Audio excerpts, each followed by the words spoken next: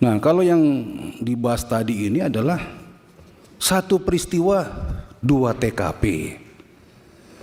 TKP terjadinya penjambretan, TKP terjadinya tertangkapnya pelaku penjambretan yang dalam tertangkapnya pelakunya meninggal dunia.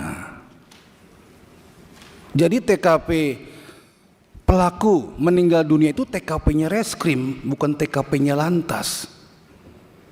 Insya Allah pertemuan kita pada hari ini membawa berkah dan mendapatkan solusi yang terbaik ya bagi semuanya.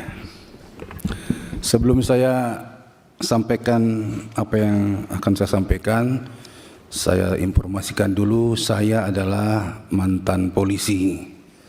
Pernah jadi anggota polisi, pernah jadi Kapolres, pernah jadi Kapolda. Basic saya adalah reskrim dan intelijen. Nah, jadi kalau bicara berkas perkara saya paham. Ini sebagai prolog, mohon izin. Mau tahu Pak se-Indonesia Pak? Alhamdulillah.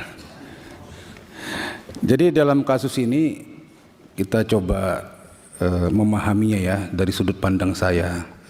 Sebenarnya menurut saya ini ada yang kurang tepat dalam kerangka berpikir, frame of thinking dan mindset berpikirnya menanggapi masalah ini. Menurut saya ini adalah satu kasus, bukan dua kasus. Satu kasus. Kasus penjambretan. Ya. Satu kasus itu, satu perkara itu ada sekumpulan tempat, satu TKP, di situ kumpul semuanya, peristiwanya, tersangkanya, korbannya, barang buktinya.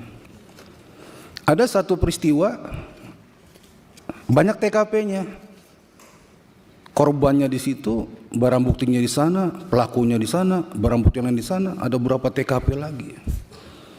Nah, kalau yang dibahas tadi ini adalah satu peristiwa, dua TKP. TKP terjadinya penjambretan, TKP terjadinya tertangkapnya pelaku penjambretan yang dalam tertangkapnya pelakunya meninggal dunia. Jadi TKP pelaku meninggal dunia itu TKP-nya reskrim, bukan TKP-nya lantas. Menurut pandangan saya. Kalaupun lantas mau diminta tolong untuk olah TKP, boleh-boleh aja. Itu TKP-nya reskrim, satu berkas perkara. Karena satu konteks, satu kaitan. Jadi waktu istrinya dijambret, terus suaminya dekat situ dengar jambret suaminya datang, itu peristiwa itu adalah peristiwa yang bisa dikatakan peristiwa menurut KUHAP ya dikategorikan tertangkap tangan.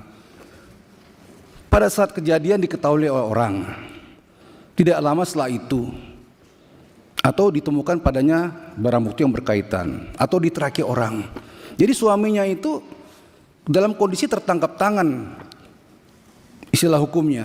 Jadi siapapun yang dalam kondisi jambret, entah suami, entah tukang bakso, tukang pecel, mengetahui itu, dia tergerak, dia bisa melakukan penindakan di lapangan. Ya, dia kejar, apalagi suaminya. Dia kejar. Dan dalam pengejaran itu, dia tujuannya adalah untuk menghentikan atau menangkap si pelaku. Tujuannya ya. Nah, waktu menghentikan menangkap si pelaku, apakah si pelakunya rela akan ditangkap? Mau nggak kira-kira? Nggak mau melarikan diri. Yang mengejar ini berusaha untuk menangkap pelaku tindak pidana penjambretan. Dalam konteks menangkap itu terjadi peristiwa-peristiwa, ya, tidak ada mens rea untuk membunuh dan lain-lain. Nah, terjadi upaya-upaya hukum yang dapat dipertanggungjawabkan seperti memepet sampai menabrak. Ya, akibatnya tidak diperkirakan apa yang akan terjadi. Tetapi si pelaku itu tidak mengindahkan. Kalau dia mengindahkan nggak terjadi apa-apa. Atau dibalik, Seharusnya yang ngejar nggak seperti itulah, jangan sampai nabrak-nabrak lah, jangan sampai mepet-mepet lah. Apa begitu yang kita inginkan? Atau dibalik aja, lebih sopan lagi. Harusnya yang ngejar itu mengawal aja, atau monggo mas silakan hati-hati di jalan, baik-baik ya. Apa seperti itu? Ya kan nggak begitu. Jadi ini satu rangkaian. Jadi peristiwa matinya dua penjamret itu ada konteksnya dengan kejadian penjamretan itu. Bukan situasi yang terpisah. Ya, satu kasus, satu perkara. Ini kok tiba-tiba jadi dua? Ini mindset berpikir ya, kerangka berpikir ya. Ya, jadi kalau menurut saya sudah salah kaprah dari awal.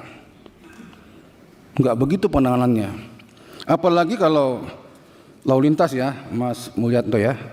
Ini menerapkan pasal 310 ayat 1 Undang-Undang Lalu Lintas. Di sini kan ayat 4-nya ya, meninggal dunia ya. Tapi unsur pasalnya kan karena lalainya, karena alpa. Kalau mau jujur, nggak masuk unsur pasalnya.